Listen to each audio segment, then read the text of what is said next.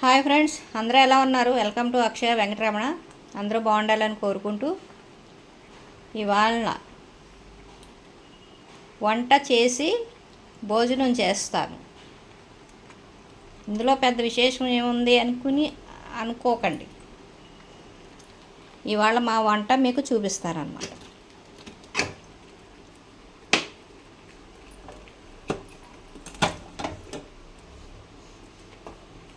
పప్పు బీరకాయ ఉడికింది, దీన్ని తాలింపు పెట్టాలి. అన్నం ఉడుకుతూ ఉంది. దీన్ని కొంచెం ఉడికిన తర్వాత వార్చేసి గింజ అంతా వంచేసి తర్వాత స్టవ్ మీద పెడితే ఒక 20 నిమిషాలు ఎగిరిపోతుంది. ఇప్పుడు వంచుతాను. అన్నం ఉడుకుతుంది. ఇలాగా మాది పొయ్యి గట్టు పగిలిపోయింది. అలా ఉందేంటి ఇలా ఉందేంటి అని అనుకోకండి. అది ఒకసారి కుక్కర్ పేలి స్టవ్ గట్టు అన్నీ పగిలిపోయినాయి. స్టవ్ అయితే కొత్తది పెట్టాం, ఇంకా గట్టు టైల్స్ అవి పగిలిపోయినాయి. అవి పేపర్ అంటిస్తున్నాను కానీ సరిగ్గా ఉండలేదు, ఊడిపోతుంది.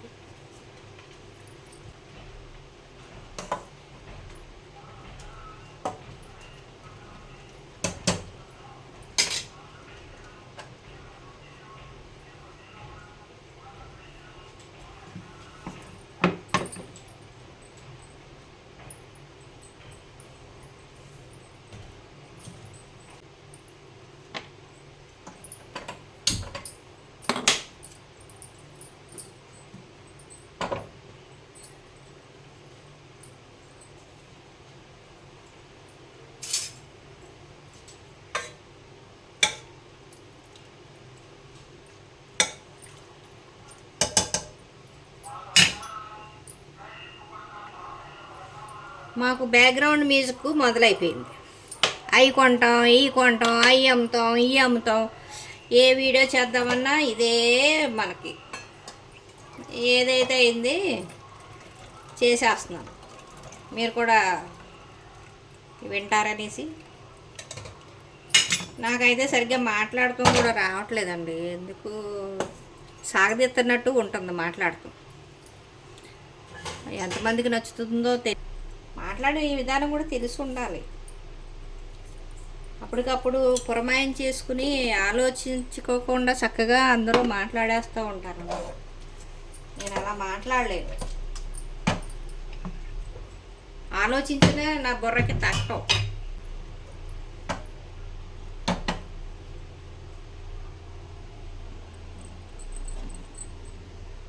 బీరకాయ పప్పు తాలింపు వేసేస్తే రెడీ అయిపోయినట్టు.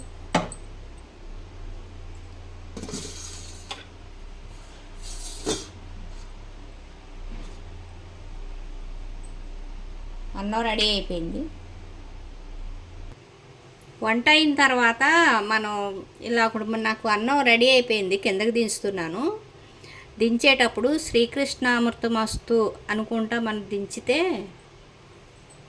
మంచిదంటండి. నేను ఒక చోట విన్నాను, అది గుర్తొచ్చింది, ఇప్పుడు మీకు చెప్తున్నాను.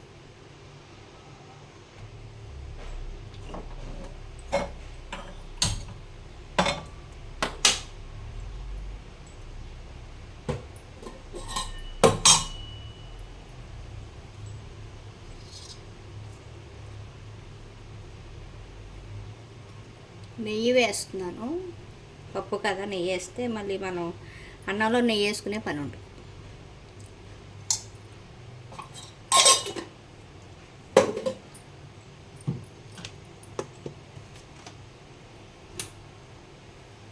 కొద్దిగా ఆయిల్ కూడా వేస్తున్నాను.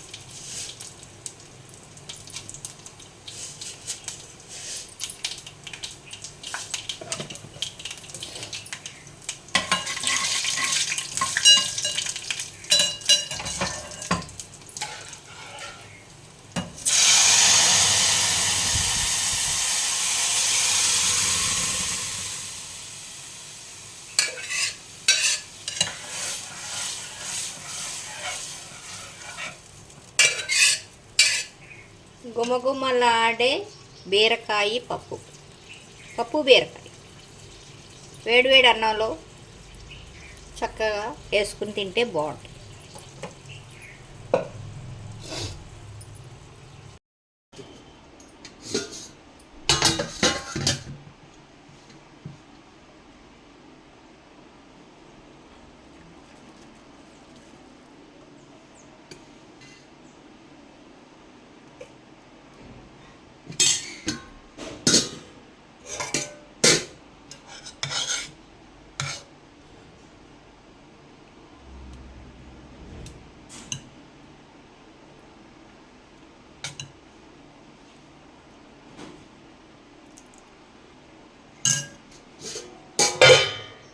నాకు అన్నం తినబుద్ధి కాలేదు అన్నప్పుడు ఏం చేస్తానో తెలుసా అండి,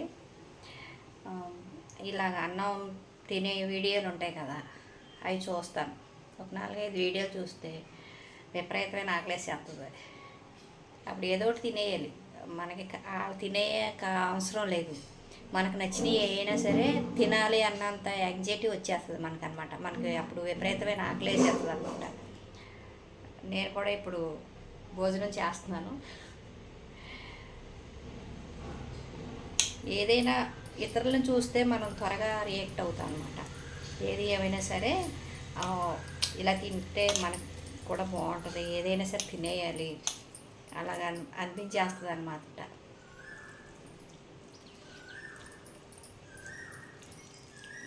బాగుందండి పప్పు బీరకాయ. చికెను మటను బిర్యానీలు ఇవి తిన్నప్పుడే కాదు, మనం నార్మల్గా మనం రోజు వండుకునే కూరలు కూడా ఎలా తినాలో అనేది ఉంటే అదే చూస్తే తినాలనిపిస్తుంది కదండి. అదే అనమాట చెప్తున్నాను. ఇప్పుడు నేను ఇలా తింటాం చూస్తే ఎవరైనా తినాలనిపిస్తుంది కదా.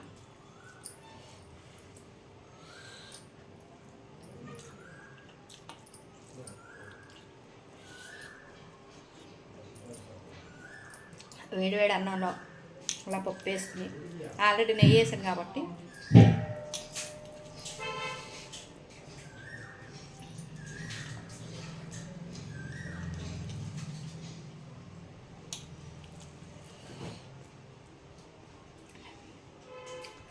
బయట గ్యాస్ పట్టుకొచ్చాడు గ్యాస్ అబ్బాయి వచ్చాడు. అందుకనే వంటగదిలో చూపిస్తున్నాను అనమాట వీడియో.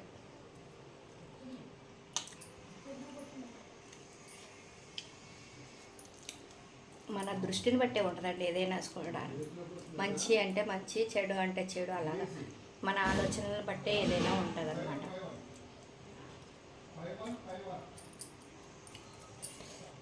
గ్యాస్ తీసుకుంటున్నారు మా ఆయనగారు బయట.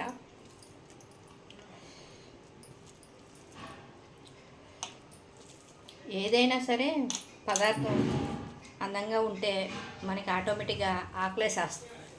తినాలి అన్న బుద్ధి పుడుతుంది అనమాట.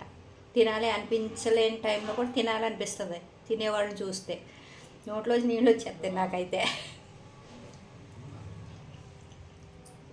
ఎవరిని ఏదైనా తింటున్నారనుకోండి, నాకు ముందే అని చదువుతుంటే నోట్లో నీళ్ళు వచ్చేస్తూ ఉంటాయి. అంతే అనమాట. ఒక్కొక్కరు తినే పద్ధతి బాగుంటుంది. ఒక్కొక్కరు తినేది కూడా తినబుద్ధి అవ్వదు అన్నట్టుగా ఉంటుంది అనమాట.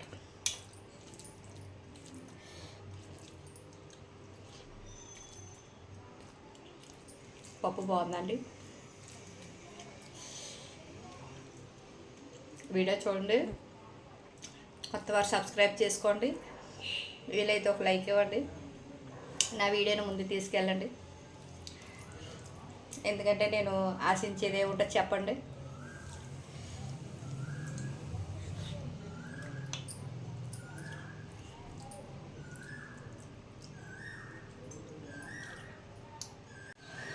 తృప్తిగా పప్పు వేసుకుని వేడివేడి అన్నంలో భోజనం అయితే అయ్యిందండి.